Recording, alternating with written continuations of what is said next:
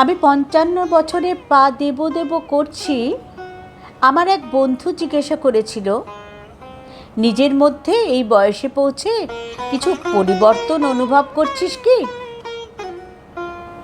আমি উত্তর দিয়েছিলাম, এত বছর নিজের পিতামাতা, ভাই বোন, স্বামী, সন্তান, বন্ধু বান্ধব সবাইকে ভালোবাসা দেবার পর এবার শুধু নিজেকে ভালোবাসতে শুরু করেছি।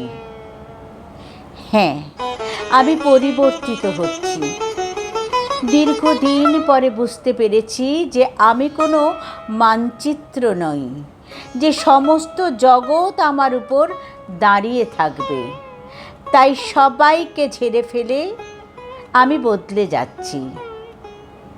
আজকাল আমি দোকানে বাজারে গিয়ে 2 পয়সা নিয়ে আর ঝগড়া করি না, কারণ আমি বুঝতে শিখেছি 2-4 পয়সা বেশি খরচ হলে আমি দরিদ্র হয়ে যাব না, বরং যে লোকটি 2 পয়সা বেশি রোজগারের আশায় মাথার ঘাম পায়ে ফেলছে, সে 2 পয়সা বেশি পেলে হয়তো তার মেয়েটির লেখাপড়ার খরচ চালাতে পারবে।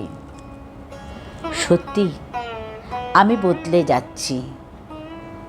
আজকাল গাড়ি থেকে নেমে খুচরো টাকা নেবার জন্য অপেক্ষা করে থাকি না। যে লোকটি রোজগার করছে রাত দিন, কটা টাকা বেশি পেলে হয়তো তার মুখে হাসি ফুটবে, সেই হাসিটুকুর আশায় আমি নিজেকে বদলে দিচ্ছি। বয়স্ক লোকেদের বলা একই গল্প বারবার শুনেও বলি না, থামো তো, বহুবার শুনেছি। বুঝতে শিখেছি এই গল্পগুলোর মধ্যে তাদের অতীতের স্মৃতি জড়িয়ে রয়েছে, যা তাদের নিস্তরঙ্গ জীবনে কিছুটা আনন্দ বয়ে আনে। তাই আমি আর সেই আগের মতো তাদের কথা শুনে বিরক্ত হই না। লোকের ভুল ত্রুটি দেখে তাকে শুধরে দেবার জন্য আগের মতো আর প্রাণপণ লড়াই করি না, কারণ আমি বুঝতে শিখে গেছি সারা পৃথিবীর লোকেদের শোধরানোর দায় আমার নয়, বরং আমার মনের শান্তি আমার কাছে অনেক বেশি দামি। হ্যাঁ, আমি বদলে গেছি। এখন আমি বিনা কারণেই মানুষকে অভিনন্দন জানাই, তাদের প্রশংসা করি। এতে তারা যে আনন্দ পায়, তাদের সেই আনন্দ দিতে পেরে আমি নিজেও আনন্দিত হই। আমাকে কেউ অবজ্ঞা করলে আমি আর আগের মতো অপমানিত হই না, দূরে সরে যাই তাদের থেকে।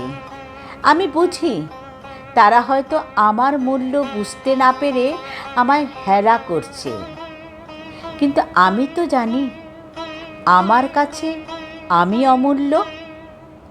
আজকাল আবেগের যখন তখন অপ্রত্যাশিত প্রকাশ আমাকে আর লজ্জিত করে না, কারণ আমি শিখে গেছি যে এই আবেগগুলোই আমাকে মানুষ বলে নিজের কাছে পরিচয় করিয়ে দেয়।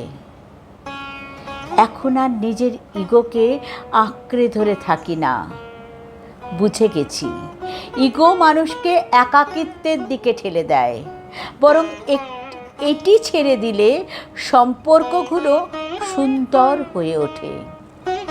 প্রতিটি দিনকে জীবনের শেষ দিন মনে করে বাঁচি।